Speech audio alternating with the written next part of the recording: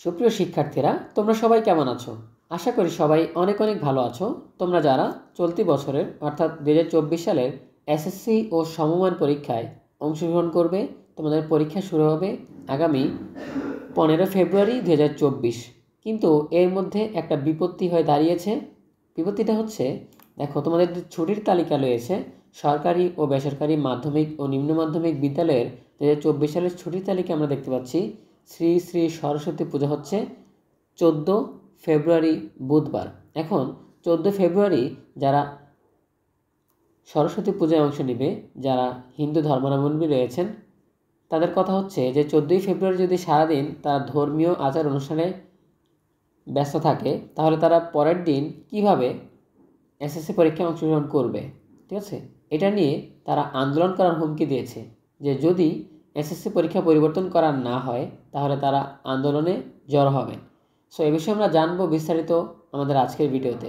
So শুরু করার আগে সবার কাছে ছোট্ট একটা রিকোয়েস্ট করছি, যারা এখনও আমাদের চ্যানেলটিকে সাবস্ক্রাইব করোনি তারা এখনই সাবস্ক্রাইব করে রাখো, তাহলে পরবর্তীতে তোমাদের জন্য প্রয়োজনীয় সকল শিক্ষণীয় আপডেট, সকল পরামর্শ সবার আগে পেয়ে যাবে।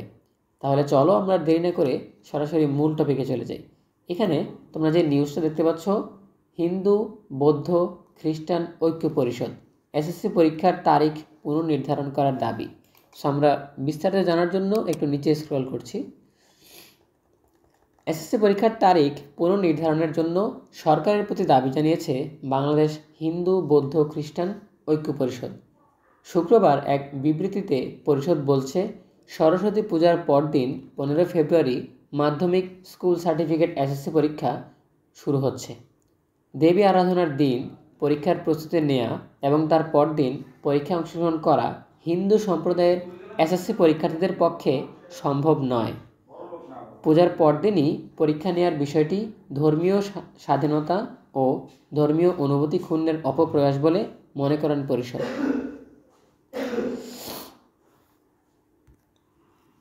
বিবৃতিতে বাংলাদেশ হিন্দু বৌদ্ধ খ্রিস্টান ঐক্য পরিষদের 3 জন সভাপতি উষাতন তালুকদার, নিমচন্দ্র ভৌমিক ও নির্মল রোজেরিও এবং সাধারণ সম্পাদক রানা দাস গুপ্ত আগামী 48 ঘন্টার মধ্যে এসএসসি পরীক্ষার তারিখ পুনর্নির্ধারণ করার দাবি জানান। দাবি না মানা হলে আন্দোলন গড়ে তোলা ছাড়া বিকল্প কোনো পথ থাকবে না বলে হুঁশিয়ারি দেন তারা। ঠিক আছে, সো তারা বিবৃতি দিয়েছে শুক্রবার। সো 48 ঘন্টা বলতে বোঝাচ্ছে শনি এবং রবিবার। সো এই 2 দিনের মধ্যে এসএসসি পরীক্ষার তারিখ পুনর্নির্ধারণ করতে তারা হুঁশিয়ারি দিয়েছেন। যদি এর মধ্যে তারিখ পরিবর্তন করা না হয় সেই ক্ষেত্রে তারা আন্দোলনে জড়ো হওয়ার হুঁশিয়ারি দিয়েছেন। ঠিক আছে,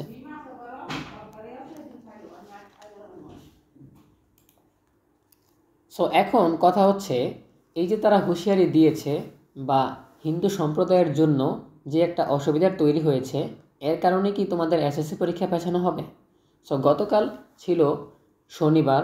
শনিবারে শিক্ষা মন্ত্রণালয়ের সকল কার্যক্রম বন্ধ ছিল বা সকল অফিস বন্ধ ছিল।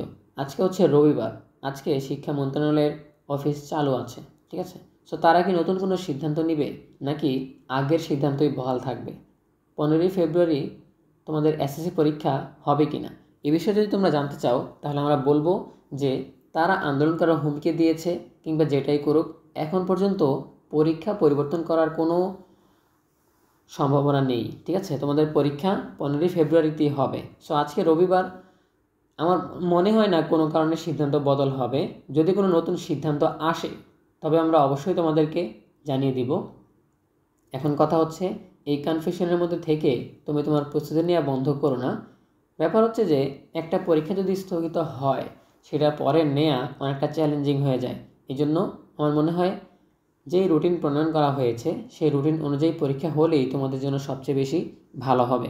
ঠিক আছে, সো তারপরও যদি কোনো কারণে পরিবর্তন করা হয় তাহলে অবশ্যই আমরা জানিয়ে দেব। এই জন্য এটা নিয়ে তোমাদের ভাববার কোনো প্রয়োজন নেই, তোমরা পড়াশোনা চালিয়ে যাও। যদি কোনো আপডেট আসে আমরা অবশ্যই জানিয়ে দেব। সো এই ছিল আমাদের এখনকার আপডেট। দেখা হবে পরবর্তী আপডেট নিয়ে নতুন কোনো ভিডিওতে। সেই পর্যন্ত সবাই ভালো থাকো, সুস্থ থাকো, নিরাপদে থাকো। সকলের জন্য রইল অনেক অনেক শুভকামনা। এতক্ষণ ধরে আমাদের সাথে থাকার জন্য সবাইকে অসংখ্য ধন্যবাদ।